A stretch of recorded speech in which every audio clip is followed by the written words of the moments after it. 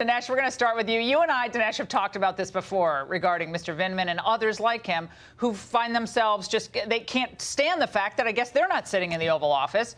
So how is reassigning a bureaucrat worse than what the mob does to people, as the crowd was saying today?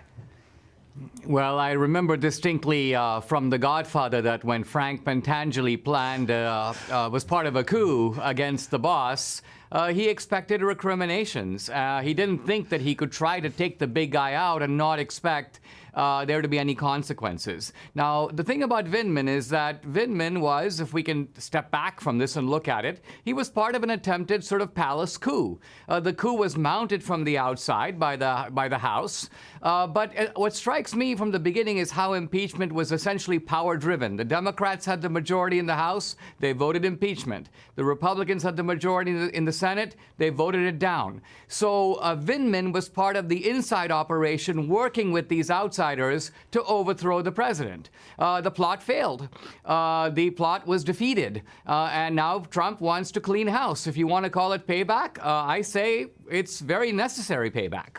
Well, the president has a right to have people that he wants to work in his administration. That's why he's the chief executive officer of the executive branch. I don't know why people can't understand that. I want you to remember this moment from Vindman's former boss at the NSC. You said specifically that you had concerns with Colonel Vindman exercising, quote, appropriate judgment as to whom he said what. Is that right? It is, sir. And you testified that Colonel Vindman did not always adhere to the chain of command. Is that right? I believe so, yes, sir. And you testified that colleagues expressed concerns to you about Colonel Vindman leaking information. Is that right? Yes, sir. Dinesh, so he could have been removed and frankly should have been removed were it not for his testimony. The timing wouldn't have looked very good, would it have? For cause, because he went right to Zelensky. He, as a junior staffer on the NSC, went to a foreign president and started waving him off on what he thought was inappropriate conduct.